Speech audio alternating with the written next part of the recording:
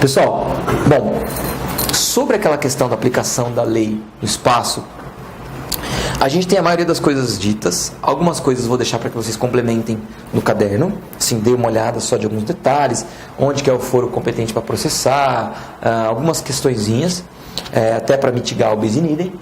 Mas tem também, e eu coloquei na outra parte do caderno, a questão da aplicação da lei em relação a pessoas, diplomatas, cônsules e algumas outras autoridades, algumas imunidades também, presidente da república, deputados, está tudo esquematizadinho no caderno, porque eu não reputo essa uma matéria essencial para a defensoria pública, mas consta lá, está no material, a gente vai tratar do que é essencial nessa questão agora do conflito aparente de normas. Pessoal, quando a gente fala conflito aparente de normas, o que nós estamos pensando? Nós estamos pensando num fato único, certo? E que existe uma pluralidade de normas que pretendem resolver o caso, certo? Em tese, se uma das duas normas em conflitos não existisse, a outra norma seria aplicável. A questão é que existem duas, e o que a gente precisa saber é quais são os critérios para afastar a aplicação dessas duas normas. Porque a aplicação conjunta levaria a um bis in idem. Entendeu? Porque a rigor essas normas estão numa certa relação em que o mais justo seria a aplicação de uma delas. Porque às vezes essas normas estão numa relação de crime meio, crime fim, crime de perigo, crime de dano, de modo que essas normas tipificam etapas da conduta do agente e que, claro, como forma de antecipar a punição, mas uma vez que o agente avança a punição, que se puna nos termos do crime de dano, tipificado muitas vezes pela regra mais grave. A aplicação simultânea de regras no conflito aparente geraria não só bis in idem, mas uma incongruência nesse tipo de aplicação, certo? E bom, para explicar os quesitos, primeira coisa, vamos estudar os princípios fundamentais. O primeiro princípio é da especialidade, que determina o afastamento da aplicação da lei geral quando você tem uma lei especial que regulamenta a matéria. Então, o artigo 12 do Código Penal que diz que as regras gerais deste Código aplicam aos seus fatos incriminados por lei especial, se esta não dispuser de modo diverso.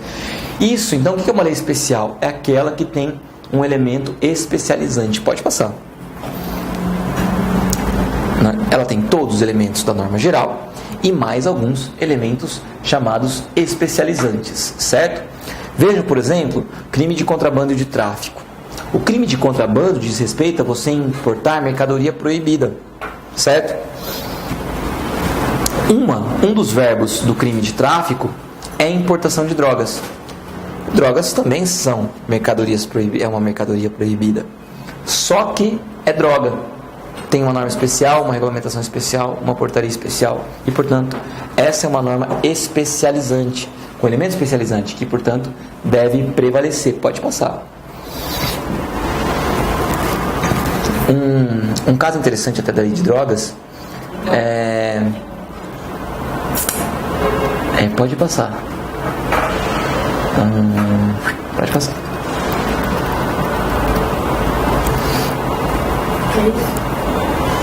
É esse? Só confere lá pra ver se. Vê se é isso mesmo? Tá. Tá. É o seguinte. Também, na lei de drogas, quando você pratica o crime em conjunto com o adolescente, você tem um tipo específico no artigo 244B, que é o crime de corrupção de menores, que é você praticar um fato definido como crime em concurso com criança ou adolescente, gera o crime de corrupção de menores. Pela jurisprudência hoje simulada no STJ, é um crime meramente formal, basta a demonstração da prática conjunta que incidiria, embora em defensoria pública a gente entende que deve haver essa demonstração concreta dessa alteração psicológica do agente, ou seja, do agente adolescente, né? Essa lesão ao bem jurídico no sentido dessa, eu não vou chamar, é um termo um pouco preconceituoso, mas deformação do caráter, ou seja, prejuízo ao desenvolvimento psicológico do agente. Isso a depender das condições atuais, porque se o adolescente estiver, por exemplo, trabalhando, tiver sido retirado desse contexto em um outro contexto, a gente entende que não há prejuízo. Então, não há uma efetiva lesão ao bem jurídico. Então, o que a gente sustenta é que, na verdade, mesmo os crimes formais demandam algum tipo de risco ao bem jurídico que precisa ser demonstrado no caso concreto. E, portanto, embora seja ônus da defesa, a gente diz que no crime formal o Ministério Público só demonstraria o fato tipificado. Mas seria possível, a partir de uma inversão do ônus da prova, a defesa demonstrar que não houve a lesão relevante. Sempre todos os crimes demandam a prática de um resultado jurídico, que é uma lesão ou risco de lesão bem jurídico. Mesmo nos crimes que não demandam uma alteração do mundo exterior, os crimes formais, perceptível pelos sentidos, você também precisa, mesmo neles, nos crimes formais e de mera conduta, um risco de lesão ao bem jurídico ou lesão ao bem jurídico para dar conta do princípio da ofensividade. E, portanto, se a defesa demonstrasse que não houve um prejuízo relevante ao desenvolvimento psicológico do adolescente, esse crime não deveria prevalecer. Não é o entendimento hoje prevalecente na súmula do STJ, mas é uma posição extremamente defensável, até porque o crime de corrupção de menores, historicamente, sempre foi um crime material, que exigia esse estudo psicológico na pessoa do adolescente, que existia esse mínimo de potencialidade para criar condições de desenvolvimento psíquico mais voltado para essa ideia de crime. Mas vejam, se o sujeito pratica um tráfico em concurso de agentes com adolescente, ele deve responder pelo tráfico com a causa de aumento da participação de adolescente, e não tráfico em concurso material com corrupção de menores, porque a lei de drogas é especial nesse ponto. Fala, se o crime praticado em conjunto com o adolescente é tráfico, o causa de aumento é especial. Não que isso mude muito, porque o aumento de pode até ser pior, mas o aumento de 1/6, que é o mínimo decorrente do artigo 40, inciso 6, é de 1/6 por uma pena de 5 anos, que é o de tráfico, é que pode ser privilegiado, tem a causa de diminuição, né? Mas por de tráfico, gera um aumento de 10 meses. E a pena mínima por corrupção de menores são 12 meses, 1 ano, né? Então é uma diferença de 2 meses para o caput, mas pode ter a redução. Isso. Então, vamos saber dos elementos especializantes sempre. E muitas vezes o MP denuncia em concurso e a gente pede absorção do crime autônomo pela causa de aumento, né? E o que houve uma vez de uma juíza do Rio Grande do Sul, de uma Câmara do Rio Grande do Sul, teve até um áudio de uma juíza reclamando que o tribunal fez isso, ele fez assim, ele absorveu a criminalização autônoma pela causa de aumento, né, de arma, que inclusive é o outro ponto, né, se o tráfico envolver arma, né, você absorve a criminalização autônoma de porte, que é às vezes, muitas vezes de 2 anos ou 3 anos, pela causa de aumento de 1/6, que acho que é o artigo 40, inciso 3. Só tem uma questão. Quando você fala do inciso 3, essa arma tem que estar. Qual que é a diferença de você criminalizar autonomamente? Essa arma tem que estar voltada a instrumentalizar o tráfico.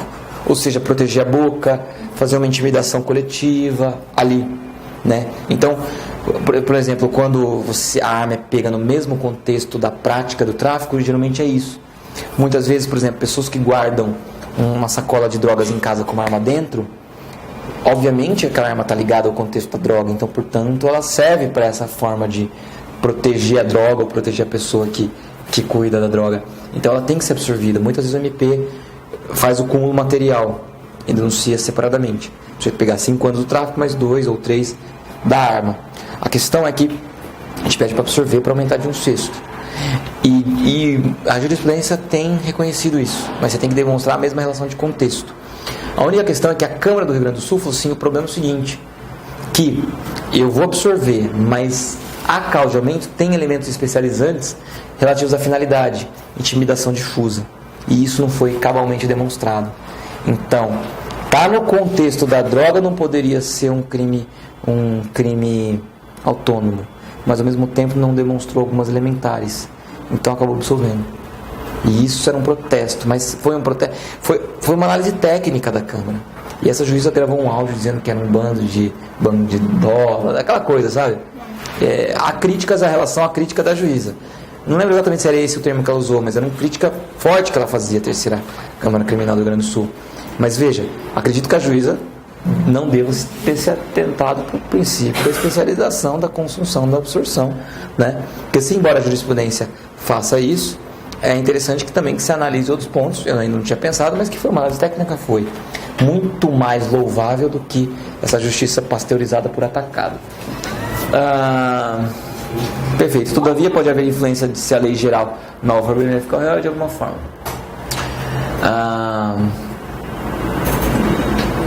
Tá. Pode passar.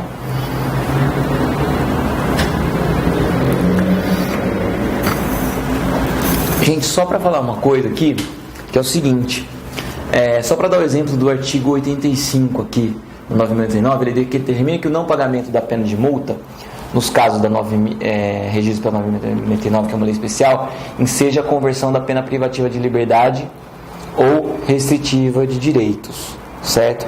A lei 9.099 falava isso. O problema é que o Código Penal, que é a lei geral, foi alterado, dizendo que o não pagamento da pena de multa, que é uma pena alternativa, ela pode ser acumulada, pode ser pena alternativa, não interessa, o não pagamento da pena de multa jamais pode ensejar prisão. Então, assim, não pagou pena de multa, vira dívida de valor, tem que ser cobrada pelo rito da execução fiscal, isso até a súmula 521, né? Legitimidade para execução. E essa legitimidade é da Fazenda Pública, porque é dívida de valor, certo? Vamos dizer, não perde a natureza penal no que diz respeito à proteção de terceiros em relação ao princípio da intranscendência. Então, por exemplo, se o agente apenado por multa morre, as penas criminais têm que ir com ele, não passa aos descendentes. Então, nesse sentido, extingue a pena de multa. Mas, do ponto de vista, enquanto fora o caso de preservação desse princípio, é considerado uma dívida de valor por efeito dessa alteração do Código.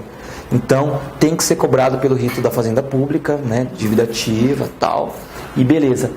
Foi alterado o Código Penal e não foi alterado a 9.099.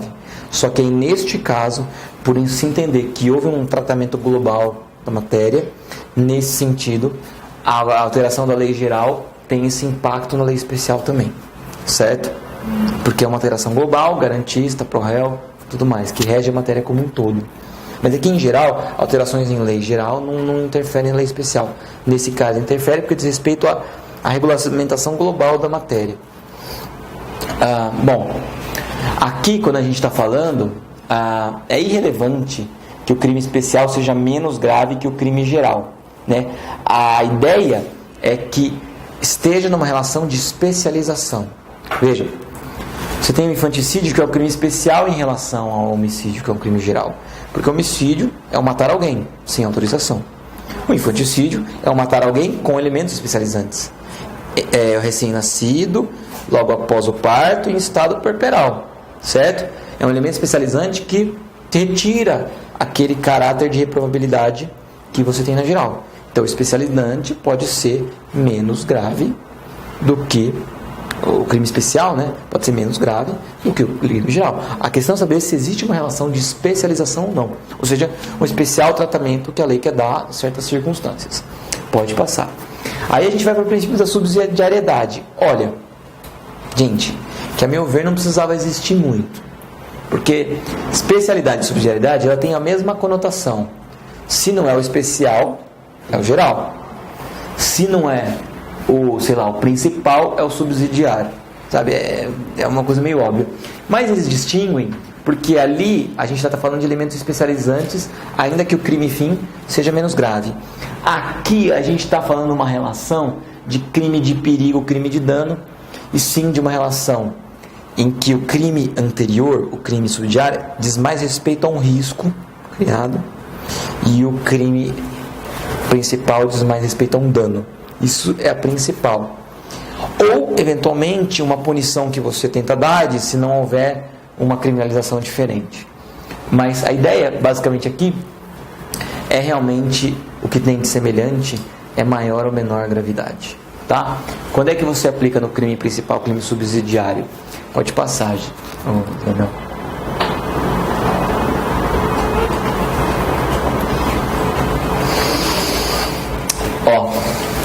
Então, crime geral, crime especial, você tem geralmente de crime de dano e crime de perigo, mas assim, essa subsidiária pode ser expressa, tipo, a própria lei prevê que você não aplica a norma mais grave quando se aplica aquele dispositivo quando não tiver a lei mais grave, ou tácita quando isso é feito implicitamente. Dá só uma colocada nos daqui, Isabel. Ó, você vê, ó, expor a vida ou a saúde de outrem a perigo de dano. Detenção de 3 meses a 1 ano se o fato não constituir crime mais grave. Isso está expresso, certo? E, geralmente são crimes de dano, né? E aí, se não tiver, se não for punido por o crime de perigo, crime de dano, né? Mas a expressa diz: pune por esse se o crime não for mais grave. Por isso que eles falam, a relação crime subsidiário menos grave, relação crime principal mais grave. Geralmente essa relação que o crime subsidiário é de perigo e o crime principal de dano, mas pode não ser. Essa relação de gravidade ou não diz respeito à subsidiariedade. Tá, pode passar. Tá. Ok, vamos para o que interessa. Para mim, eu sempre falei isso ano passado, o princípio da consunção, ele é, a meu ver, um dos princípios mais chiques do direito penal. Por que eu digo chiques do direito penal? Porque para mim, dominar este princípio você constrói defesas que são fantásticas. E o Pier Paolo Bottini, num caso do mensalão, em embargos de infringentes, conseguiu absolver o João Paulo Cunha, utilizando esse princípio de uma forma genial. E eu coloquei o link do parecer, só vocês baixarem e clicarem, e eu acho que vale a pena ler esse parecer do Pier Paolo, porque ele é uma aula desse princípio e ele é bem interessante. Eu tenho uma peça sobre furto, sobre isso, que é bem interessante também, em que eu falo, vou citar aqui, posso ter mandado para vocês, mas eu vou falar dela aqui. Seguinte, esse princípio da consunção é também conhecido como o princípio da absorção. E verifica-se quando existe uma relação de continência entre tipos penais, ou seja, o crime previsto por uma norma, que é a norma consumida ou crime e meio, não passa de uma etapa de realização necessária do crime fim, da norma consuntiva, ou é uma forma normal de transição de um para o outro, e aí a gente tem a ideia do crime progressivo, né? Os fatos se encontram numa relação de parte todo, meio e fim. Quer ver? Pode passar. O que eu quero que vocês saibam nesse ponto aqui? Eu vou ser bem detalhista aqui, mas depois eu vou dar uma ideia que resume tudo, tá? Você tem o crime progressivo e a progressão criminosa. O que é o crime progressivo? O agente, desde o início, almeja um crime mais grave. Só que para se obter um crime mais grave, é necessário que o agente passe por etapas preparatórias, não no sentido de atos preparatórios, mas etapas necessárias, executórias, para se chegar ao crime fim. Veja, um homicídio. Um homicídio, você vai praticar um homicídio com facas, se o teu meio eleito são facas, ou paulada, né, pau, um instrumento contundente, você demanda um escalonamento da violência. Você pratica uma facada, outra e outra, escalonando a partir de uma intensidade de golpes e uma frequência de uma tal forma que acabe por culminar o interesse fim. Então a gente diz, existe um crime progressivo porque o homicídio é o resultado de uma sucessão intensiva, tanto em frequência quanto em intensidade, de força, de lesões corporais. Então as lesões corporais são os crimes meios para se atingir um crime fim, que desde o início era o objetivo do agente. A isso nós chamamos de crime progressivo. Praticamos de forma progressiva diversas lesões para que se chegue ao homicídio, que era desde o início o objeto de intenção do agente, certo? Etapa necessária. Agora nós temos a progressão criminosa, que num primeiro momento almejava-se única e exclusivamente um determinado fato criminoso. A partir do evento, da realização material do evento, e por circunstâncias do evento, quaisquer, o agente, após a prática desse crime, altera o seu dolo e resolve praticar um crime mais grave, ou uma outra forma de um crime que leva ao mesmo bem jurídico, mas é lesado de uma outra forma. De modo que o que a gente diz é que é uma substituição do dolo, e que o que era o dolo inicial de uma coisa passa a ser um dolo final de outra coisa, que diz respeito ou a um crime mais grave, ou a um crime de igual gravidade, mas praticado de uma outra forma e por isso um outro crime. Por isso a gente diz que nesse contexto a gente tem uma progressão criminosa, porque no mesmo contexto há uma substituição do dolo e o mesmo bem jurídico é lesado em igual intensidade, mas de uma outra forma tipificada num outro crime. Vejam, vamos diferenciar extorsão de roubo. O que é extorsão? Extorsão significa você ameaçar ou agredir, violência real ou ameaça, e a partir disso você reduz a resistência da vítima, para que a partir disso, usando como instrumento essa redução, partindo dela, você se apodera de um bem, ou porque ela te entrega, ou porque você pega. Agora, o que é extorsão? Quando você usa da mesma violência ou grave ameaça para exigir da vítima que te entregue uma informação ou um bem para que você possa ter um ganho patrimonial. Mas a diferença do roubo é que nesse contexto a atuação da vítima é essencial. A atuação da vítima é essencial. Por exemplo, te fornecer a senha bancária, sem a qual você não conseguiria efetuar o saque. É até engraçado porque depende, né, de uma ação necessária da vítima, mas é apenado com a mesma pena, pelo menos na forma simples. Mas na forma com causa de aumento, restrição de liberdade, aí a extorsão é maior do que o roubo. É uma tecnia do legislador, porque a rigor a extorsão deveria ser maior nesse sentido, de depender de uma ação necessária da vítima. Mas o que acontece é o seguinte: imagina que o sujeito começa praticando um roubo, passa a grana, aí você passa a grana, só que você tem pouco dinheiro, se você tem 10 reais, aí ele fala assim: bom, você tem 10 reais, mas então você tem cartão, tem dinheiro no banco? Tem. Qual é a senha? Tal, me dá o cartão. Vai lá, pega o dinheiro, devolve o cartão ou não devolve, sei lá, certo? O que começa roubo num mesmo contexto, lesando o mesmo bem jurídico, de uma forma diferente, mas com substituição do dolo, se torna uma extorsão, certo? A rigor, crime único, porque houve só uma substituição, certo? Era como se o sujeito praticasse uma extorsão desde o início. É que ele não queria praticar a extorsão, só praticou a extorsão porque o roubo não deu certo por conta, né, da absoluta impropriedade do objeto. Eu não tinha dinheiro, né? Então assim, mas o que era roubo virou extorsão. Que muitos, eu já vi julgados, é difícil, mas eu vejo muitos juízes e alguns do TJ, inclusive o que eu coloquei acórdão de apelação minha, considerar o crime único a partir da progressão criminosa, o que é o correto. Entendeu? Mas o que o MP faz? Cinde os momentos. Cinde o momento em que você pediu e cinde o momento em que você pediu a senha, te dizendo roubo em relação aos 10 reais, extorsão em relação ao resto. E pede para aplicar os dois em cúmulo material. E sabe qual é o problema? Muitos juízes e o tribunal e juízes compram essa ideia.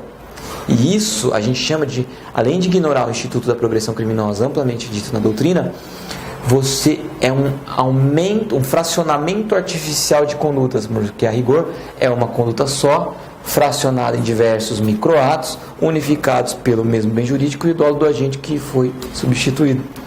Então você fraciona num expediente artificial para punir o cara por 10 anos. O 4 do roubo e mais o 6, que é o da extorsão, com arma, com restrição de liberdade lá. Estou dando uma 10 anos. E sabe qual é o pior? Nem, segundo a jurisprudência tradicional, caberia a continuidade delitiva, porque você tem que praticar 2 crimes em as mesmas circunstâncias de tempo, local, forma de execução, só que crimes da mesma espécie. A gente da defensoria entende que crimes da mesma espécie são aqueles que lesam o mesmo bem jurídico, crimes contra o patrimônio. Mas o que prevalece hoje no STJ é que crimes da mesma espécie são os crimes tipificados no mesmo bem jurídico, no mesmo tipo penal. Então, se não é o tipo penal do roubo, o tipo penal da extorsão, tipos penais diferentes, não são da mesma espécie. O que é errado, porque na verdade no mesmo tipo penal são crimes idênticos. E a lei, quando quer falar idênticos, usa a palavra idênticos. Quando ela quer falar mesma espécie, quer dizer outra coisa. Ela já sempre, quando você vê no código, escreve idêntico, ela fala a palavra, né? Identidade, não sei. Então, assim, se o legislador não usa palavras inúteis segundo o raciocínio hermenêutico, né, de hermenêutica clássica, vamos parar de inventar coisa para aumentar a pena dos outros. Porque afinal de contas é dos outros, não é a própria, né? Então, se for. A própria. Tranquilo. Aí inventar um refis para extorsão, né? Se adere a um pagamento. Adere a um pagamento, extingue a punibilidade. Aquela ideia, mas já devolveu, então você está extinta, né? Se fosse com eles, a coisa ia ser diferente. Bom. Próximo. Certo? O que horas são? Finalizar o horário? Que horas são? 10h15, 16. Tá. Então mais 15. Tá, beleza. Pessoal, então pode passar. É o seguinte: antefacto impunível, antefacto impunível. É o seguinte, aquele raciocínio. Então, quero que vocês entendam a progressão criminosa, crime progressivo, naquele contexto que eu falei. Mas o que vai perguntar mais é essa ideia do antefacto punível, que é a relação crime-meio, crime-fim. Por quê? A súmula do STJ partam sempre da premissa da qual partiu o STJ. Qual é? Se, quando o estelionato se exaure no falso, sem mais potencialidade lesiva, é por este absorvido. A ideia é o seguinte: quando o crime-meio é uma etapa necessária e exaure a sua potencialidade lesiva no crime-fim, ele fica absorvido pelo crime-fim, certo? Porque a gente diz que o risco ao bem jurídico criado pelo crime-meio destinou toda a sua finalidade ou exauriu-se completamente a sua potencialidade no crime-fim, sem mais outras potencialidades de lesar outros bens jurídicos, de modo que, portanto, é o crime-fim que importa, porque ele seria uma etapa necessária, quase um ato preparatório. Ok, ele está falando da falsidade em relação ao estelionato, ou seja, você falsificar um documento para enganar alguém para obter vantagem ilícita, mas isso serve para toda e qualquer relação entre outros crimes. Eu uso isso direto, todos os dias, isso que eu queria passar para vocês. Vejam, olha o que é importante da consunção. Pode passar, Isabel. O crime fim absorve o crime meio, ainda que o crime meio seja mais grave que o crime fim. Por quê? Porque no caso concreto, o crime meio não teve toda aquela potencialidade lesiva prevista no tipo normal. Ele teve a potencialidade lesiva reduzida para o grau de lesividade no crime-fim. E é justamente essa ideia de exaurimento da potencialidade lesiva do crime meio para o crime-fim que dá a tônica desse princípio do antefacto impunível. A ideia de que, se eu falsifico um documento público, cuja pena é 2 anos, mas a utilizo meramente no estelionato, sem maior potencialidade lesiva, sem a demonstração de que eu estaria usando aquilo em outros fatos, outros eventos, para outros fins ilícitos, se exauriu naquele fato, e se exauriu tem que ser absorvido. E se o crime fim, que é o que importa, que é o relevante, só é punível com 1, não interessa qual seria o meio, né? Se esse meio é punível, uma coisa. Porque muitas vezes, gente, por isso que eu digo, os crimes formais, os crimes meios muitas vezes são crimes formais. E o crime fim é um crime de dano, mas assim, crimes formais tem justamente essa ideia de você. Ele tem, em geral, um risco que se causa bem jurídico. Mas lembra daquela ideia. A defesa sempre teria que ter o ônus de demonstrar que, no caso concreto, aquela conduta que normalmente lesa, não lesou. Daí você poderia usar raciocínios como a ausência de lesão relevante ao bem jurídico como forma de absolver o indivíduo. Entendeu? Professor, eu acho que no Estatuto do Desarmamento ele fala que, por exemplo, posse ou porte de arma de fogo, quando é estrita, o crime meio é maior do que também, por exemplo, você efetivamente atirar com a arma. Sim, porque mas aí eles falam de tipificação estrita, né? Mas aí é justamente, a gente usa aquela ideia, por exemplo, as nossas teses da defesa em relação a isso, que você tem uma arma desmuniciada, você não tem uma arma de, em condições concretas, lesar o bem jurídico segundo a finalidade do dispositivo.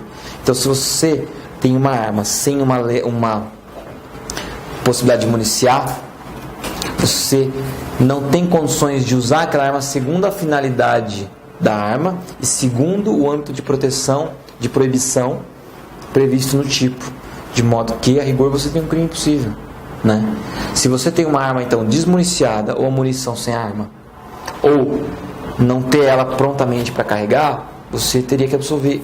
Isso foi o que vingou no começo, mas a jurisprudência, como outras coisas, alterou. O que hoje você tem que ter só para prever é se a arma tem potencialidade de disparo, atestado através de laudo. Então, se tem um laudo pericial da arma que atesta que ela não funciona, aí sim você teria um fato atípico.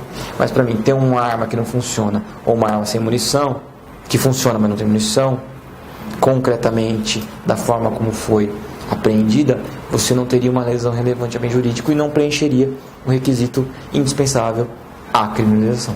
Mas é isso, existem essas incongruências, da mesma forma que a causa de aumento do roubo, do emprego de arma, do concurso de agentes, que é um aumento de 1/3 no roubo, e no furto ela dobra a pena de 1 para 2, é uma desproporção que deveria ser corrigida, mas já tem súmula dizendo que não, porque é o positivismo exagerado que não leva em consideração um pressuposto constitucional, que é a lesão relevante ao bem jurídico, ou seja, tendo o bem jurídico como critério de criminalização. Beleza? Outra coisa, na construção, ela se aplica ainda que o crime meio seja consumado e o crime fim tentado. Por quê? Porque se o exaurimento da potencialidade lesiva do crime meio se exaure o crime fim é tentado, é ele que tem que ser respeitado. Isso é jurisprudência. Porque se eu fraudo o documento, adultero o documento e tento induzir alguém em erro, e a pessoa percebe do banco, é uma tentativa de estelionato. E o crime meio de falso é absorvido. Então, a rigor é isso, tem que ser. Aí o que o MP faz? Denuncia só por uso de documento falso. Certo? E eu sustento que, na verdade, não é o uso de documento falso. O uso de documento falso é um crime meio para uma tentativa de estelionato. Então, você tem... Aí ele fala, o uso de documento falso público dá pena de 2 anos. A rigor deveria ser uma pena de 1 ano com a redução em decorrência da tentativa. A pura aplicação da súmula 17 e do princípio do ante facto impunível. Muitos juízes dão de ombros, mas essa tese tem que ser usada e porque faz parte da teoria do delito. Por isso que a gente diz, quando é para pobre, as regras não são aplicadas. Quando é para rico, opa! Entendeu? Isso é claro, gente. Isso é claro. Quem trabalha na vara criminal sabe. Isso não deveria ser assim, porque o juiz é garantidor da máxima eficácia dos direitos fundamentais. Um dos direitos fundamentais é o princípio da legalidade criminal, né?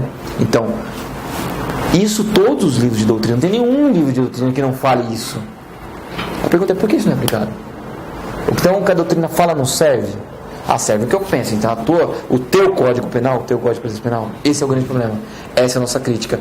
Isso não ensinam na faculdade em geral. Porque muitas vezes são os próprios promotores que dão aula, são os próprios juízes que dão aula, são os próprios delegados que dão aula. Então, assim, com todo respeito, ainda que discordemos, temos que aplicar as leis do nosso país, ainda que discordemos, é isso que dignifica a magistratura. Olha, discordes disso, mas o que é bonito de ser juiz não são as minhas convicções que estão aqui para ser colocadas, é a lei, a doutrina, a técnica. Certo? Isso não é privilégio dos defensores, isso aí é um direito de todos, né? Todos aqueles que são submetidos a um processo criminal. E eu vou até dizer, eu vou até mais longe. O crime meio é absorvido por uma absolvição. Ou seja, e aí eu dou o caso de um crime acontecido no âmbito do MPF. E eu acho que o MPF aqui é digno de nota e louvor mesmo. Por quê? Porque era um caso de uma senhorinha, pelo que eu vi, né, pelo que eu entendi do parecer, era um crime de estelionato contra o INSS, de uma senhorinha que tinha, digamos, dito que não morava com o seu marido, um senhorzinho, né? Dizendo, portanto, que se não morava com ele, como é a renda familiar, tem que somar para efeito de LOAS, para efeito de... Porque para você ter LOAS, aquele benefício assistencial, você tem que ter mais de 65 ou deficiente, e a renda familiar ser inferior a um quarto salário mínimo, somando todas as rendas de todo mundo que ali mora. E acho que ela disse que não morava, e na verdade o estudo social demonstrou que morava. Então entendeu-se que ela praticou uma falsidade ideológica ali no documento, né? Dizendo que não morava lá, tal. E pro fim, só que a questão no final do estelionato, eu não sei por que houve uma absolvição. Não sei se foi por uma... o próprio procurador pediu absolvição, não sei se por ausência de dolo ou por alguma coisa. E bom, se aquele estelionato só foi feito naquele procedimento para obter aquele benefício e ele foi absolvido, não tem por que punir pelo crime meio. Ou seja, uma absolvição absorvendo um estelionato, uma falsidade ideológica de uma declaração que se exauriu naquele fato fim, que para o direito penal não teve relevância, porque foi pedida absolvição por algum motivo aí que eu não sei dizer qual exatamente. Ou seja, que mostra que criminalizar o crime meio só porque não consegue o crime fim é uma tremenda de uma bobagem, esquecendo a relação de instrumentalidade e esquecendo essa relação de exaurimento da potencialidade lesiva. Só passa mais um, Isabel, que aí eu só vou encerrar com uma coisa. Vejam esses exemplos que eu vou dar. Então, assim, disparo de arma de fogo com fim exclusivo de homicídio é absorvido pelo homicídio. Porte ilegal de arma de fogo para a prática de um roubo é absorvido pela causa de aumento do roubo. Só passar. E o Supremo deu umas decisões meio atrapalhadas. Por quê? Bom, tem esse informativo, mas pode passar. Por fim,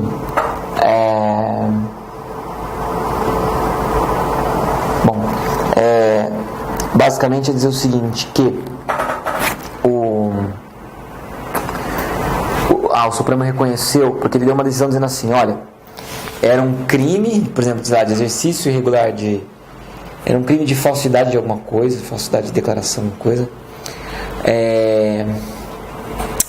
para a realização de uma contravenção. Então, que era exercício ilegal. Eu não lembro. A gente está no caderno. Era uma contravenção, era um crime que exauria sua potencialidade lesiva numa infração fim, que era uma contravenção. Aí o Supremo falou assim, não pode. E aí falou porque a contravenção é um crime menos grave.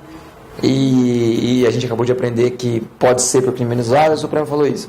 Mas aí, mês seguinte, posteriormente, o Supremo falou assim, não importa isso não, né? Não importa se for crime mais grave. Importa você ouvir o exaurimento da potencialidade lesiva e voltou na jurisprudência anterior que a gente coloca. Então, teve essas decisões conflitantes do Supremo, mas o fato é que vocês têm que permanecer com aquilo que a gente aprendeu aqui, né? Beleza.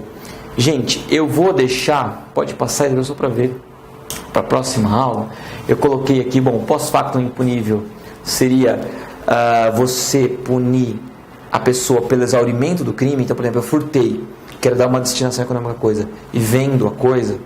Na verdade, isso é um exaurimento do crime, mero exaurimento, não pode ser punido duas vezes porque está na linha de desdobramento causal normal do delito. Então, você não pode punir a pessoa por fatos que ocorrem posteriormente à consumação, porque são fatos que dizem respeito ao exaurimento, certo? Quando estão na linha de desdobramento causal normal do crime anterior. Isso eu posso falar que é impunível. O princípio da alternatividade eu vou deixar para a próxima aula. Eu fiz uma revisão criminal esses dias sobre isso, mas basicamente é dizer o seguinte: fatos, verbos puníveis no mesmo tipo penal, se eu pratico um verbo e pratico um outro verbo no mesmo contexto, nas mesmas circunstâncias, eu só posso ser punido uma única vez, porque todos eles dizem respeito a formas de lesar o mesmo bem jurídico. Embora talvez no mesmo contexto praticar mais de um fato pode denotar um aumento na pena base em razão de consequências do crime, né, alguma gravidade maior, você pode fazer um aumento na pena base na primeira fase da dosimetria, mas você não considera crimes autônomos. E a jurisprudência está pacificada aí, assim, por exemplo, no crime de estupro e atentado violento ao pudor, praticados no mesmo contexto, uma conjunção carnal não consentida, em um outro ato violento ao pudor, com o mesmo grau de intensidade lesiva, mas no mesmo contexto, pode até denotar uma infração mais grave em relação a, por exemplo, só ter havido a conjunção carnal. Todavia, no mesmo contexto, condutas hoje tipificadas no mesmo tipo penal, estupro e atentado violento ao pudor, mesmo antes, quando em tipos penais distintos, você já podia aplicar esse princípio de ser tudo no mesmo contexto, um crime único. Mas, ficando no mesmo tipo penal, já não é mais a consunção que opera também opera o princípio da alternatividade, ou seja, infrações tipificadas que correspondem a verbos diferentes do mesmo tipo penal demandam a infração única, crime único. Todavia, a depender das circunstâncias, um aumento maior decorrente de uma consequência do crime ou alguma gravidade maior. É o princípio da alternatividade, então acho que esgotei. Pessoal, não vou falar sobre tudo, mas tem as notas de rodapé, tem o restante, o material complementa, certo? E posteriormente a gente já pode entrar na teoria do delito. Beleza? É isso aí.